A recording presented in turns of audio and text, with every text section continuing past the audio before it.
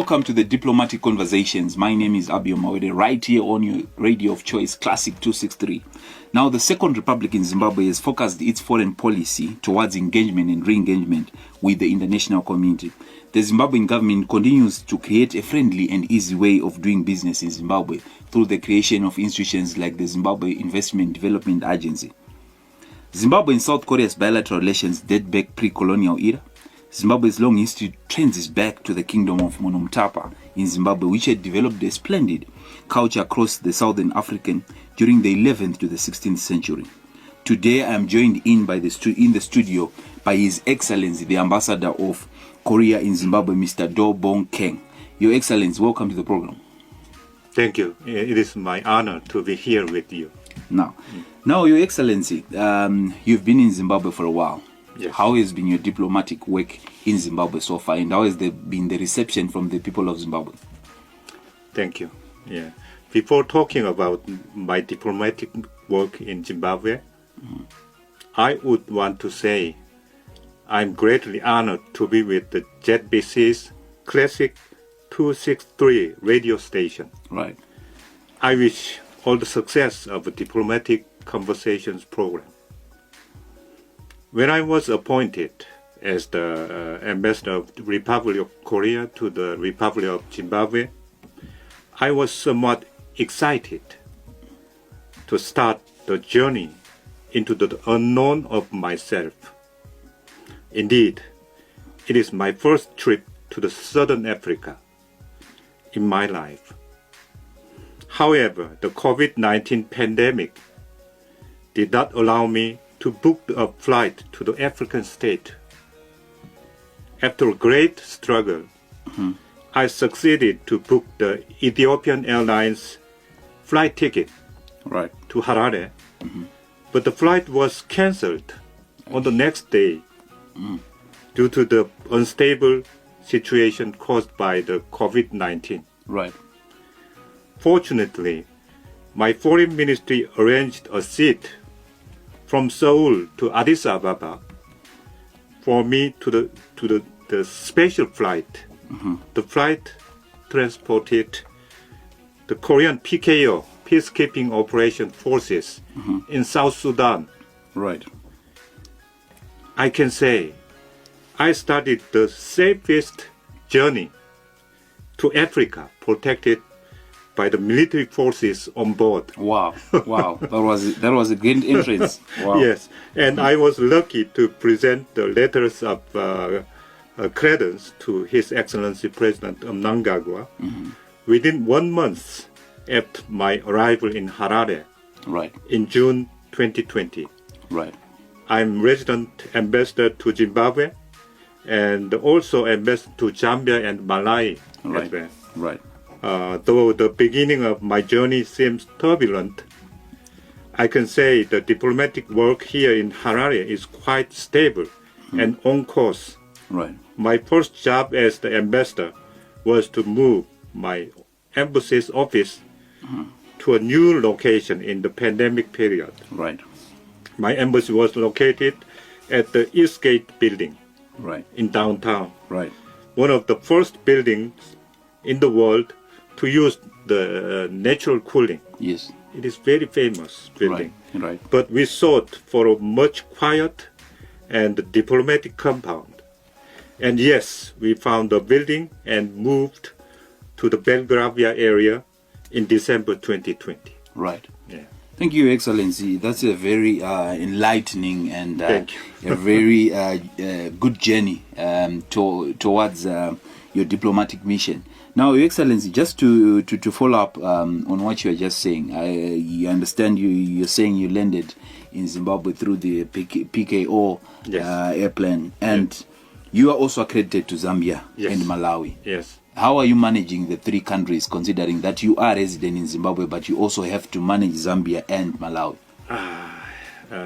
It's not so easy for me to cover all three countries at the same time. But I'm more focusing on the Zimbabwean affairs. Right. Sometimes I have a business trip to Lusaka and Lilongwe. Right. Yeah. I met President and cabinet ministers in the countries as Both well. countries. Yeah. Right. Yeah. Now, the Korean embassy opened doors in Zimbabwe in the year 1995. And Your Excellency, according to my research, you are the 10th ambassador to the Zimbabwean mission from the Republic of Korea. How has been the journey in terms of cooperation between the two countries, between Zimbabwe and Korea? Yes, the Republic of Korea and the Republic of Zimbabwe established the diplomatic relations in 1994. Right. And my embassy opened in Harare in 1995. Right. Despite of their comparatively short ties and geographical distance, Right. our two countries have developed cordial and practical cooperation in diverse areas, including political, economic, and development cooperation. Right. I can mention many high-level interactions and exchanges between our two countries, Right. including cabinet ministers, members of parliaments, senior government officials, Right. and late Prime Minister Morgan Tsvangirai's official visit to Korea. Right. It's 10 years ago, but it's the most high-level Okay. exchanges. The Korean government has prioritized agricultural cooperation with Zimbabwe Right. for the past decade and has continued supporting research projects, on-the-job training, and workshops in the agricultural sector. Right. In 2016, the Korean and the Zimbabwean government jointly established the KOPIA, is acronym of Korea Program for International Cooperation Right. in Agricultural Technology, Right. to implement numerous projects, including providing technology for the protection of food and agricultural products. Right. With the central government cooperation, there have been twinning arrangements made between Mashonaland Central Province Yes. and Korea's Gyeongsangnam-do Province. It's local government Local level. government level. Yeah. Right. Since 2015, Right. Gyeongsangnam-do has played a critical role in sharing Korea's development experience with the Mashonaland Central. Right. The city of Harare has also partnered with the Korea's Cheonan city. It is located in the middle part of Korea. Right. Yeah, Right. very well-known industrial city. Right. And there have been numerous interactions between city officials as they visit each other, Right. transferring skills and sharing experiences. Right. I cannot overestimate the importance of the people-to-people exchanges between our two countries. Right. Before the COVID-19 pandemic, around 20,000 Korean tourists visited Zimbabwe annually. Wow. And at the same time, many Zimbabwean government officials and students also visited Korea, with some participating in the education and the training programs in Korea. Right, Your Excellency, let me just sketch you there. You raise a very important point when you talk of the COPIA. COPIA. Sorry. COPIA. Obviously, being an agri-tech arrangement. Yes. Agriculture, Zimbabwe is an agro-based economy, Yes. and agriculture is one of the key pillars of our economy, and the government of Zimbabwe is pursuing Vision 2030 of becoming an upper middle income society by 2030, and agriculture is one of the backbones of the Zimbabwean economy. What are some of the lessons that Zimbabwe can learn or borrow from the Korean agricultural model?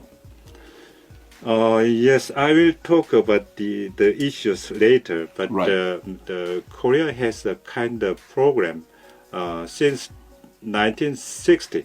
Right. It is called as Semaul Undong. Semaul Undong is called in English rural new village movement. New village movement. Reduce poverty Right. and increase income for the residents of the rural areas. Wow. Yeah, I can think Zimbabwean farmers also get some lessons from Korean experience. Right. I'll talk with later. That's all right. That's all right. Now, the two friendly countries, Your Excellency, like we are discussing, they share cordial relations over the years. And if I'm not mistaken, this year will be the 28th year between the two countries, considering that the relationship started in 1994. What are the plans in the future between the two countries, knowing that this relationship is ongoing? What are the plans from the Korean government or from the Korean mission to continue to establish and strengthen cordial relations between the two countries? Okay, yeah. I already mentioned how our two countries have shared the cordial relations until now. Yes. Now I want to touch the plans in the future Right. at the three aspects. Right. Firstly, I believe that Korea and Zimbabwe have the immense potential to further enhance our cooperation in agriculture and food security. Right. Korea has successfully transformed from the manual labor-based agriculture Right. to the technology-based agriculture, Right. and now transforming to the climate-smart agriculture by securing sustainable food security under the climate change. Right. Our two countries should also elaborate the potential way to upgrade our cooperation in value addition. Right. Zimbabwe has huge reserves of minerals indispensable in the future industry, Right. especially when you talk about the electrical vehicle battery. Right. Zimbabwe has big reserves of lithium and nickel, among other minerals, and Korea has the global level technology Right. to produce the electrical battery. Right. And as we seek for the ways to deepen our mutual understanding, there are opportunities abound. Right. After this pandemic, I expect more Korean tourists will come to Zimbabwe Right. to see the world heritages and natural wonders. Right. My embassy is exploring how to enhance the cultural exchanges and people-to-people exchanges between our two countries. Right. I've heard there is a discussion in Zimbabwe to develop the folk villages Right. near tourist sites to show the real life of people to the foreign tourists. Yes. Yes. I think it's a good idea. Yes. My government is also actively seeking ways to continue deepening the mutual understanding Yes. between our two countries Right. and between Korea and Africa at large. Right. The Korean Ministry of Foreign Affairs hosted the 5th Minister-level Korea-Africa Forum Right. jointly with the African Union, AU, Yeah, you. on March the 3rd this year under the theme of strengthening Korea-Africa cooperation Right. in the post-COVID-19 era, Right.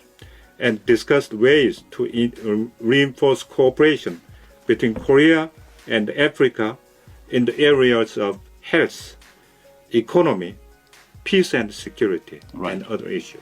Thank you, Excellency. I can see that you are very acquainted with Zimbabwean initiatives like the Zimbo by the Zimbabwe Tourism, which is an initiative that you are just bringing in. And I would like to say there is a lot that can be done in terms of cooperation, in terms of tourism between the two countries. Yes. And like you say, annually the record has been 20,000 Koreans coming into Zimbabwe, with that improving in the future. What are some of the cultural aspects of exchange between the two countries that can also, come into play, considering that when tourists come here, be it children, be it the adults, be it women, they have a lot that they'll learn from Zimbabwe. More so, Zimbabweans will also learn from the Korean culture. So in terms of culture, what are some of the things of interest that Zimbabweans can look out into the Korean culture? Yes. I will talk it later. Okay. The cultural cooperation Right. Between Korea and Zimbabwe, Right. and Korea and ZBC. And ZBC. Thank you. Separate. So let's talk about the economic aspect of things. Okay. You really touched on very important key aspects. You spoke of the food security and agriculture. Yes, yes. You spoke of the sustainable food security under climate change.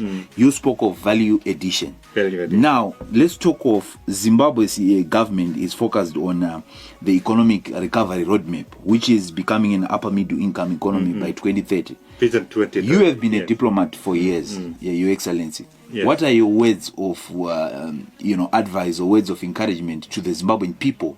A lot of people, this is a transition. The government of Zimbabwe has prepared its people for a transition in the economic recovery roadmap. What is your comment on that? Yes. First of all, I will expect the big success of Vision 2030 for Right. Zimbabwe. Right. I know that the Second Republic of Zimbabwe launched the empowered and prosperous upper middle income society by 2030 Right. to chart a new transformative and inclusive development agenda. Right. In November 2020, I witnessed that the Zimbabwean government had announced the National Development Strategy 1, NDS-1, Yes. as the first 5-year medium-term plan to realize the country's Vision 2030. Right. It is impressive that the Zimbabwean government, with implementing the NDS-1, has moved with the Sustainable Development Goals, SDGs, Right. theme of leaving no one and no place behind. Right. It focuses on economic growth, structural transformation, human capital development, Right. health and well-being, re-engagement and engagement Right. to usher in a new year by 2030. Now, if you have also followed the history of Republic of Korea, Right. you will see that Korea had implemented 7 5-year economic plans from 1962 to 1996. Right. These plans provided the roadmap and charted the course of action for Korea's subsequent development.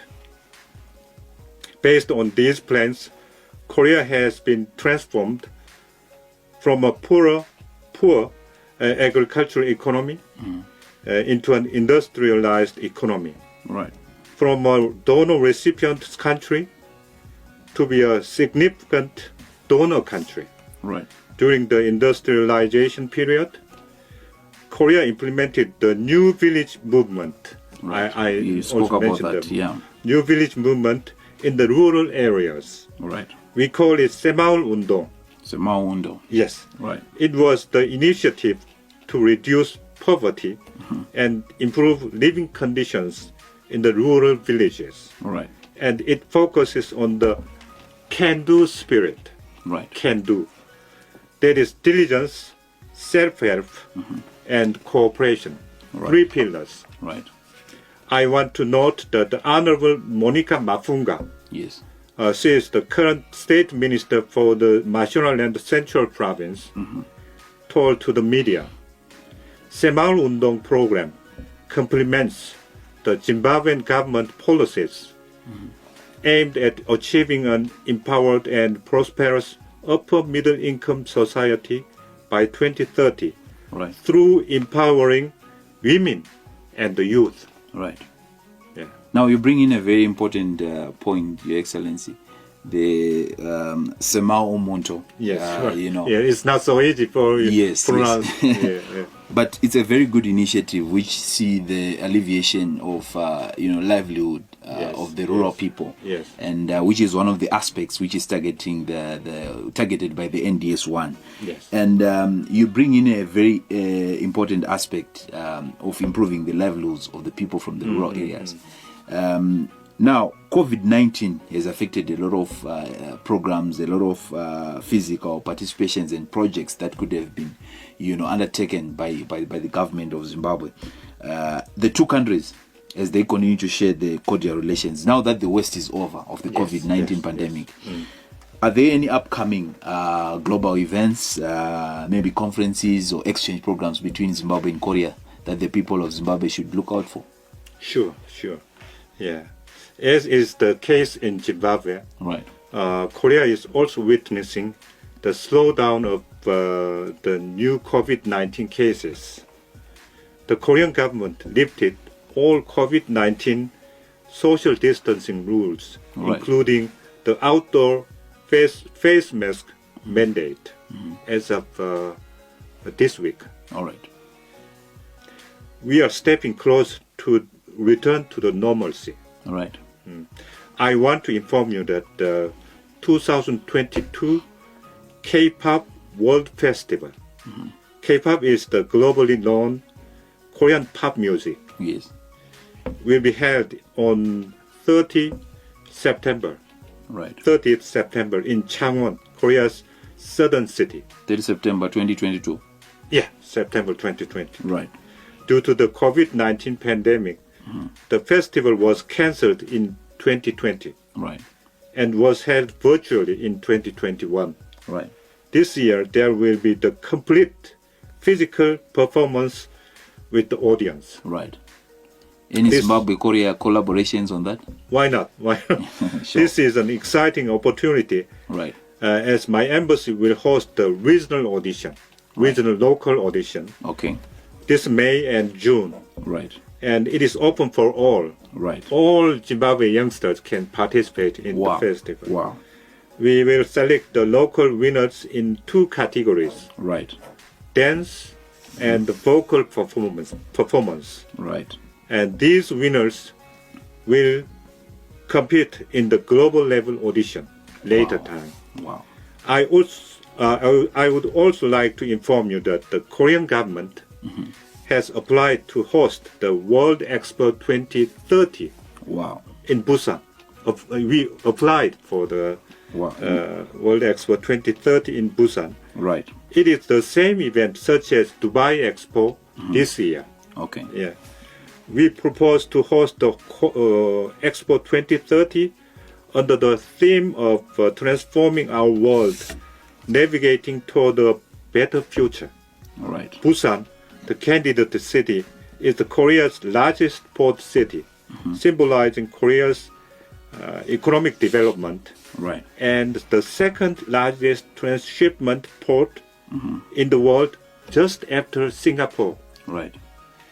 It has optimal geographical location as a gateway at the intersection of Eurasia and the Pacific Ocean. Right. The host city will be selected in November next year. If Busan will being selected, the Expo 2030 will be a meaningful event to mark the post-COVID-19 transformation to the world co-prosperity, UN Sustainable Development Goals. And for Zimbabweans, Right. I know the importance of Vision 2030. Oh, yes. And this year marks the meaningful event between our two countries. That is very exciting news, Your Excellency. You spoke of the vocal and dance performance competition that is going to start at local level, regional, international. How are the participants going to get the information more? I know a number of listeners listening might be interested in participating. Where would they get the information, and how are you going to communicate the information? We will circulate all information through our website, Right. embassy's website, and Facebook as well. How to apply, and how to participate, Right. something like that. Yeah.